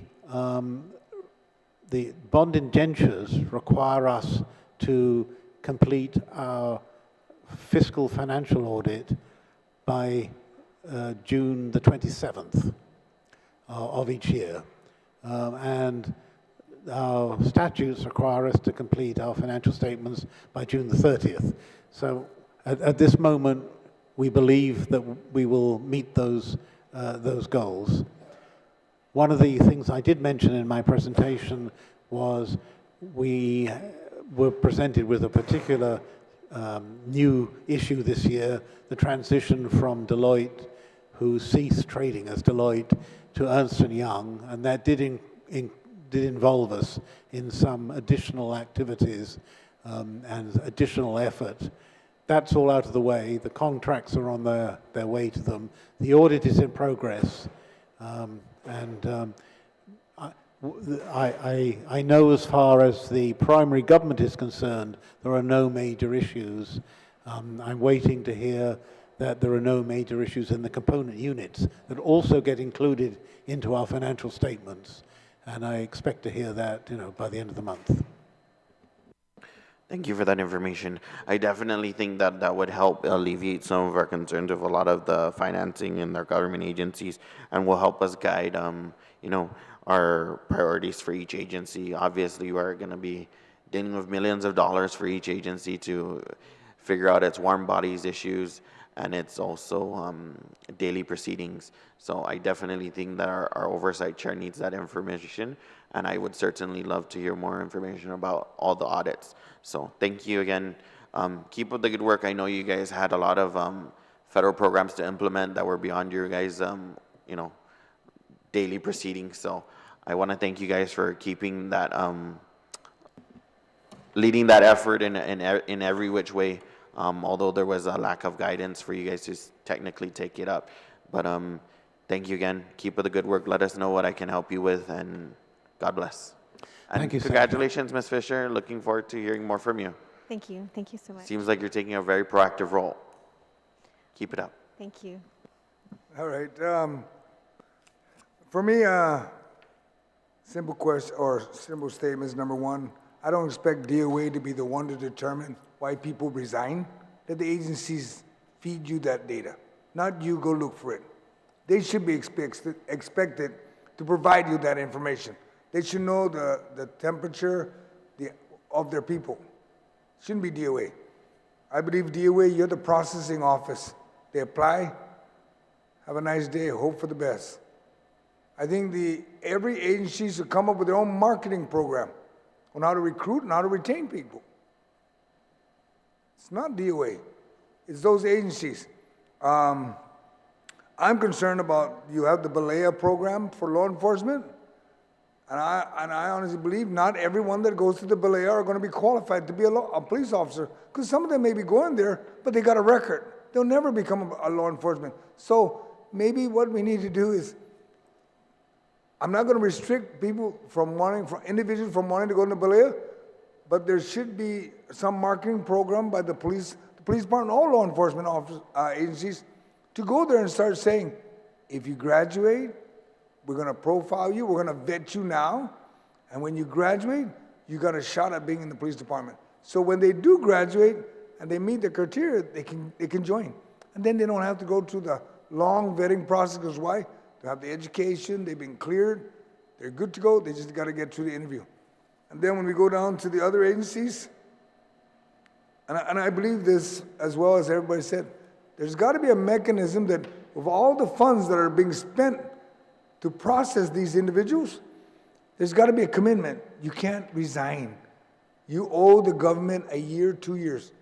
It's no different when they have the merit program and the other programs that are there. I believe that the DOA, if you need to, come up with something, and if you need a bill, I'm your oversight. We'll introduce it, and let's move on it. These other officers worried about getting a new building. It's not about the building. Okay, you make the building the beauty you want it to be. If you think you need the building to be decorated, then go in there and invest some money and decorate it, because the government's not into doing that. I've retired from the military. We don't just paint the building because we want the soldier to like it. Have a nice day. Grab your weapon and move out, soldier. You're here for a reason. You're not here for you. You're here for what you applied for. On the other area, procurement, everybody talks about procurement. I'm at the verge of actually trying to figure out a way to maybe, if GSA is not going to be proactive and be responsive to get procurement moving, then maybe we need to just get rid of them and make them be just an oversight on checking everybody on how they're doing procurement. Because you got 10 folks there, and you're right. You don't have the space down there. I know you don't have the space down there. And you're not gonna look for a bigger building so you can have 18 more. And I like that statement. It's not about getting more people to do the job. You may only need 6 or 7, or maybe just 10 to do the job of 30. That's the way it should be. On the issue you brought up about accounting, maybe DOA can come up with some program where, like the way they do tomorrow teachers at DOE, transition. You come in, you could be an accounting tech, right? You get your 12 credits because you need 24, you can move up the ladder. For every time you get credits, you move up the ladder until you become an accountant 1. And then for every time you go to courses, like certification courses they do at DOE, they move up the ladder in pay. It almost becomes automatic. You know, you're an accountant 1, what do you need to be accountant 2? If you go through the process, you could automatically get promoted. And I'm not saying that just promote people, but sometimes that's the reward that the folks want. I did 20 years. I went through all the courses. I can't even get promoted. Well, why is that? That would be my question. Why is that? Why is it so hard to get promoted in the Governor of Guam? I know police officers been in the police department for 20 years. They can't even get beyond police officer 2 or 3. Why is that? Folks, when they commit their time to the agencies and they do their part, they get all the trainings, get all the certification. There should be a criteria where it gets them a movement up.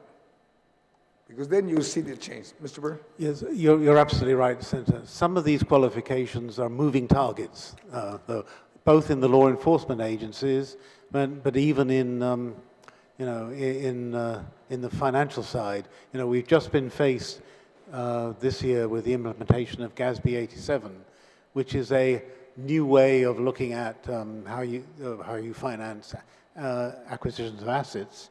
But it's that requires training. It's not something that comes automatically to you, and it's not something that we've done in the past. It's that GASB says you will now do it, so we have to do it to comply. And it's true in almost other agency that training and qualifications are a moving target, and they should be, because we want all our employees to be up to date and current and use modern practices and modern methods, not what happened in the past. So yes, certainly we want to concentrate on that kind of training. A lot of it has to come, as you say, from the agencies, because they're the experts on specific training for fire protection, for police activities, and to some extent for DOC activities. We'll help them arrange it, but they have to tell us about the need, or we prefer them to tell us about the need rather than us tell them about the need, and for the resources that we can access for them to be able to do this. So that's obviously something that we need to do. As you gathered, our activities are almost entirely at this moment dealing with recruitment, because it so happens, and it's kind of a statistical accident that the cycles that are coming, that each agency has, happen to be coming due now all at the same time. And the point that you were making, sir, about having appropriate people apply, that's one of the reasons why there's such a dropout between the number of, if we held a job fair, we tend to get lots of people down there, but there's a very big dropout, partly when they understand the conditions, partly because they don't qualify, and partly because of the time that it takes, not just at DOA, but in some of these law enforcement agencies. They have to be deliberative when they're employing people, and they have to apply additional tests, to make sure that they're appropriate for law enforcement. But they take time, and people aren't always that patient. Right? If it's not a calling, someone else will call, and they'll go off to a federal agency. Okay. If I may just pick up your point about procurement, right? Yes, I think I mentioned in my initial words that procurement shouldn't be a barrier. It should be an assisted process. And at the moment, we're treating it too much as a barrier. Compliance is important, and I don't want to have lots of findings in the single audit. But if you don't buy anything, you can't comply. So that should be the focus. I agree with you. All right. On the issue of, I noticed on your slides, you identified the pay study you've done. I wanted to hope, and I'm hoping, in the near future, pay studies like for nurses or law enforcement, they got to be separated. Nurses are not the same across the board. You and I agreed to that, Ed, before. Nurses that are GMH are nurses at GMH. Everywhere else they're at, they're not the same. They don't have to maintain certain qualification or certification or whatever. But I know that the nurses that are in the emergency room are not the same as the ones you find in the classrooms. That's what I'm trying to get at. Nurses are not the same, and they need, when there is a pay study on nurses, please separate them. The same thing with law enforcement. A police officer is not the same across the board in all law enforcement. They need to be treated separately. Because in the post, where you have like criminal investigation from revenue and tax, they're at a different level versus a regular law enforcement. So please have your staff, Shane, whatever he does, and his folks, start separating. When you start doing pay studies, start separating the categories of these folks.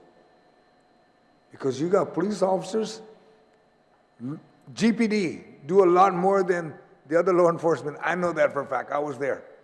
And back then when I was there, we used to cover the port and the airport. And the Guam Police Department still covers everybody, but the others do not overlap in their area. GPD can go into their area when there's a crime.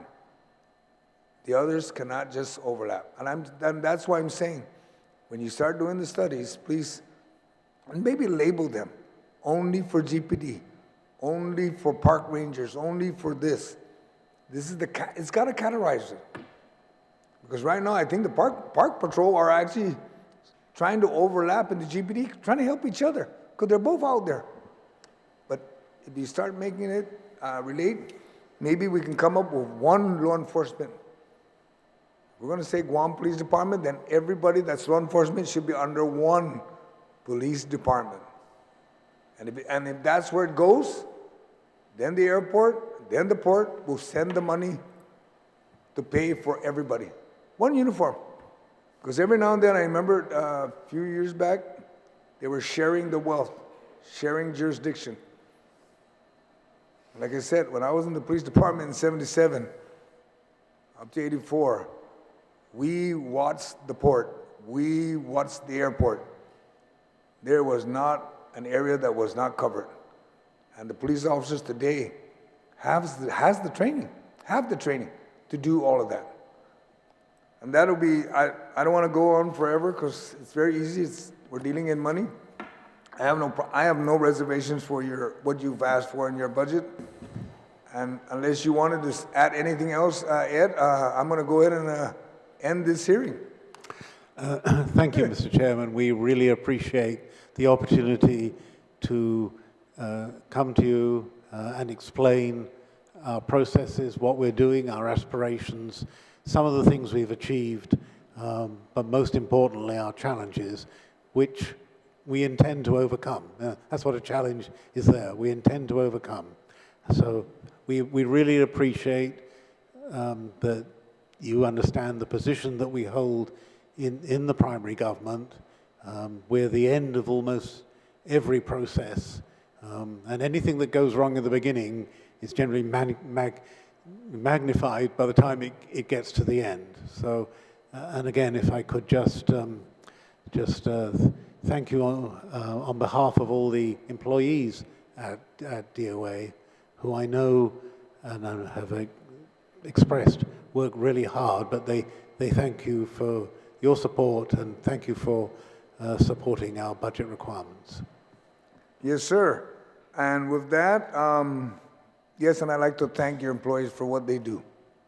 I know a lot of them work sometimes just a little bit more than other agencies, and they get the same pay, and something's got to change. But that being said, there's no one else to provide any testimony. The committee will close this hearing. Again, I want to thank everyone for attending this hearing and for providing feedback and suggestions. The Department Administration budget hearing is now adjourned. The time now is 11:12. Please be safe and have a nice day. Thank you.